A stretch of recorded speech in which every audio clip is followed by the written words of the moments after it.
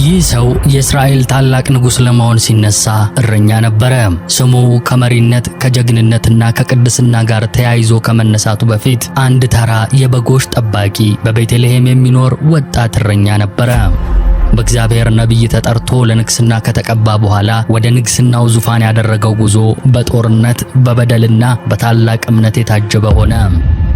በሕይወቱ ላይ ቅድስና አንዳንዴም ታላላቅ ጥፋቶች በመገለጣቸው የሰውን ልጅ ደካማነት ለማሳየት ያው ምስክር ነው። ከግዙፉ ሰው ጋር ካደረገው ጦርነት አንስቶ እስከ ቀናተኛው ንጉሥ ድረስ የዚህ ሰው መንገድ በአደጋና በእግዚአብሔር ጥበቃ የተሞላ ነው። እርሱ ተዋጊ፣ ተሳዳጅ፣ ባለቅኔና ቅዱስ ንጉሥ ነበር። መዝሙሮቹ በየዘመናቱ ለምስጋናና ለአምልኮ በቤተ መቅደስ ያለማቋረጥ ያስተጋባሉ። ንግስናው ከፈተናዎች የጸዳ አልነበረም። ቤተሰቡና መንግስቱ ብዙ ጊዜ አምፀዋል። ነገር ግን ለእግዚአብሔር ያለው የማያወላውል ታማኝነት እርሱን በንጽህናና በንስሐ ጸናው። ኃጢአቱና ውድቀቶቹ በቅዱሳት መጻሕፍት ውስጥ በማይታበል ሐቀኝነት የተመዘገቡ ቢሆንም ፈጣሪ እንደ ልቤ ብሎ እንዲጠራው ግን አልከለከሉትም። የዚህን ቅዱስ ታሪክ ስንመረምር በቅዱስ እግዚአብሔር መታመን ምን ያህል እንደሚያስከብር እንረዳለን። የእርሱ ሕይወት ታሪክ ብቻ አይደለም፣ ንስሐና እምነትን ለመረዳት እጅግ ድንቅ ምሳሌ ጭምር ነው እንጂ።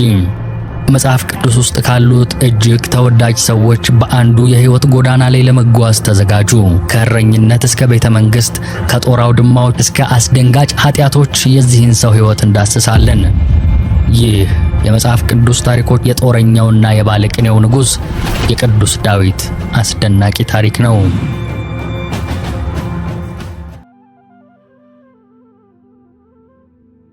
ዳዊት ማለት ሕሩይ ማለት ነው። አንድም ልብ አምላክ ማለት ነው። ትውልዱ ከነገደ ይሁዳ ሲሆን አባቱ እሴይ እናቱ ሆብሊ ይባላሉ። ሆብሊ መልከ መልካም ሴት ነበረች። ከጎረቤታቸው ያለ ጎረምሳ መልኳን እያየ በዐፀ ዝሙት ተነደፈ።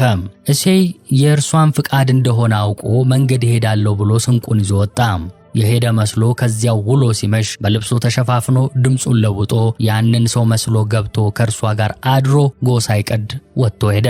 ዳዊት በዚህ ዕለት ተጸንሷል። እነሆ በአመፃ ተጸነሱ እናቴም በኃጢአት ወለደችኝ ማለቱ ስለዚህ ነው።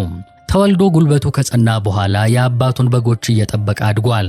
ዳዊት የተወለደው እግዚአብሔር ሳኦልን ንጉሥ እንዲሆን ከመረጠው ከ10 ዓመታት በኋላ ሲሆን ኑሮውም በቤተልሔም ከተማ ነበር። በጊዜው የዳዊት ሥራ የአባቱን በጎች መጠበቅ፣ ይሄውም እረኝነት ነው። በጊዜው በእስራኤላውያን ጥያቄና በእግዚአብሔር ፍቃድ የመጀመሪያውን ንጉሥ የቀባው ነቢዩ ሳሙኤል በሕይወት ነበረ።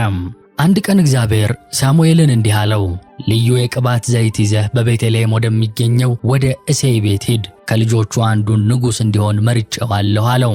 ሳሙኤል የእሴይን የመጀመሪያ ልጅ ኤልያብን ሲመለከት በልቡ እግዚአብሔር የመረጠው ይህ መሆን አለበት አለ።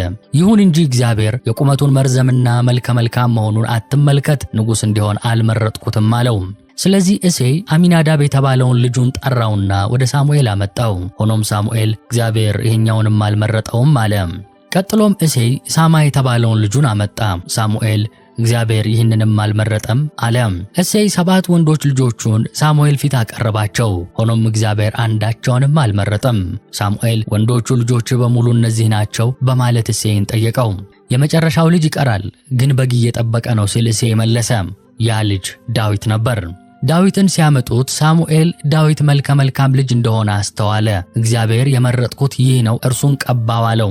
ሳሙኤል እንደተባለው አደረገ። ዳዊት ሁለተኛው የእስራኤል ንጉሥ ሆኖ ለመመረጡ ምልክት እንዲሆን ሳሙኤል በቀንድ የያዘው ቅባት እሳት እንደነካ ሁሉ እጅግ ፈላ።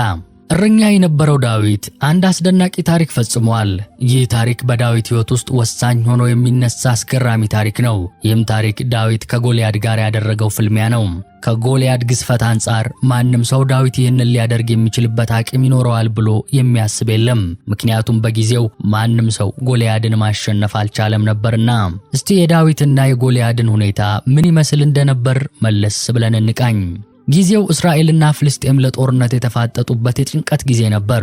እስራኤላውያን አቅማቸውን ሁሉ አሰባስበው ለጦርነት ቢዘጋጁም በፍልስጤማውያን ወገን አንዳንዶች የንፍሌም ዘር አለበት እስከ ማለት የደረሱለት ጎልያድ የተባለ ግዙፍ ሰው ነበረ።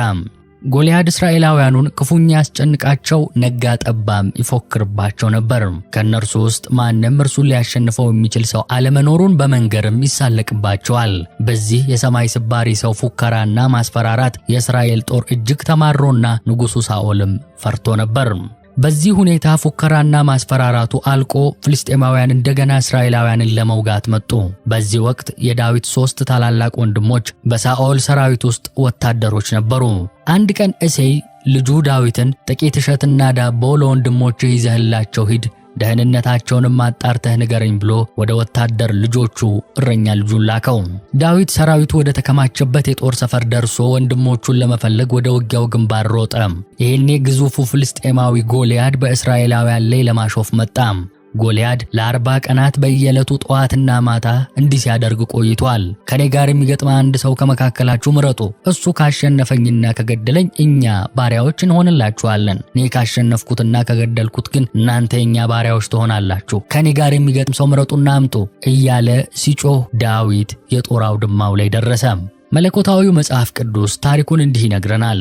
ከፍልስጤማውያንም ሰፈር የጌት ሰው ጎልያድ ቁመቱም 6 ክንድ ከስንዝር የሆነ ዋነኛ ጀግና መጣ። በራሱም ላይ የናስ ቁር ደፍቶ ነበር። ጥሩርም ለብሶ ነበር። የጥሩሩም ሚዛን 5000 ሰቅል ነሐስ ነበር። በእግሮቹም ላይ የናስ ገምባሌ ነበር። የናስም ጭሬ በትከሻው ላይ ነበር። የጦሩም የቦ እንደ ሸማኔ መጠቅለያ ነበር። የጦሩም ሚዛን 600 ሰቅል ብረት ነበር። ጋሻ ጃግሬውም በፊቱ ሄድ ነበር። እርሱም ቆሞ ወደ እስራኤል ጭፍሮች ጮኸ፣ ለሰልፍ ትሰሩ ዘንድ ለምን ወጣችሁ? እኔ ፍልስጤማዊ እናንተም የሳኦል ባሪያዎች አይደላችሁምን? ለእናንተ አንድ ሰው ምረጡ፣ ወደ እኔ የሚውረድ ከእኔም ጋር ሊዋጋ ቢችል ቢገድለኝም ባሪያዎች እንሆንላችኋለን። እኔ ግን ባሸንፈው ብገድለውም እናንተ ባሪያዎች ትሆናላችሁ፣ ለእኛም ትገዛላችሁ አለ። ፍልስጤማዊውም ዛሬ የእስራኤልን ጭፍሮች ተገዳደርኋቸው፣ እንዋጋ ዘንድ አንድ ሰው ስጡኝ አለ ይለናል። ዳዊት ይህን ፍልስጤማዊ ለገደለና እስራኤላውያንን ከዚህ ውርደት ላዳነ ምን ይደረግለታል ሲል ከወታደሮቹ መካከል አንዳንዶቹን ጠየቃቸው። ሳኦል ይህን ለሚያደርግ ሰው ብዙ ሀብት ይሰጠዋል፣ የራሱንም ልጅ ሚስት አድርጎ ይድርለታል ብለው መለሱለት። ይሁን እንጂ ጎልያድ በጣም ትልቅ ስለነበረ እስራኤላውያን ሁሉ ፈሩት። ቁመቱ ከ9 ጫማ በላይ ማለትም 3 ሜትር ገደማ ነው። የእሱን ጋሻ ይዞ የሚጠብቀው ሌላ ወታደርም አብሮት አለ። ጎልያድ ይህን ያህል አስፈሪ ቢሆንም ወንድሞቹን ለመጠየቅ የመጣው እረኛው ዳዊት ግን እኔ ገጥመዋለሁ ብሎ ለንጉሡ ሳኦል መልእክት ላከ። ዳዊት ጎልያድን ሊገጥመው እንደሚፈልግ ወታደሮቹ ለንጉሥ ሳኦል ነገሩት። ይሁን እንጂ ሳኦል ዳዊትን ይህን ፍልስጤማዊ መግጠም አትችልም፣ አንተ ገና ልጅ ነህ፣ እርሱ ዕድሜውን ሙሉ ወታደር ነው ብሎ መለሰለት። የአባቴን በጎች የወሰዱትን አንድ ድብና አንድ አንበሳ ገድያለሁ፣ ይህንንም ፍልስጤማዊ እንደነርሱ አደርገዋለሁ፣ እግዚአብሔር ይረዳኛል ሲል ዳዊት መለሰም። በዚህ ጊዜ ሳኦል ሂድ፣ እግዚአብሔር ካንተ ጋር አይሆን አለው። ታሪኩ እንዲህ ይነበባል። ዳዊትም ሳኦልን አለው፣ እኔ ባሪያህ የአባቴን በጎች ስጠብቅ አንበሳና ድብ ይመጣ ነበር፣ ከመንጋውም ጠቦት ይወስድ ነበር፣ በኋላውም እከተለውና እመታው ነበር፣ ከአፉም አስጥለው ነበር፣ በተነሳብኝም ጊዜ ጉሮሮውን ይዤ እመታውና እገድለው ነበር። እኔ ባሪያህ አንበሳና ድብ መታው። ይህም ያልተገረዘ ፍልስጤማዊ የሕያውን አምላክ ጭፍሮች ተገዳድሯልና ከእነርሱ ጋር እንደ አንዱ ይሆናል። ዳዊትም ከአንበሳና ከድብ እጅ ያስጣለኝ እግዚአብሔር ከዚህ ፍልስጤማዊ እጅ ያስጥለኛል አለ።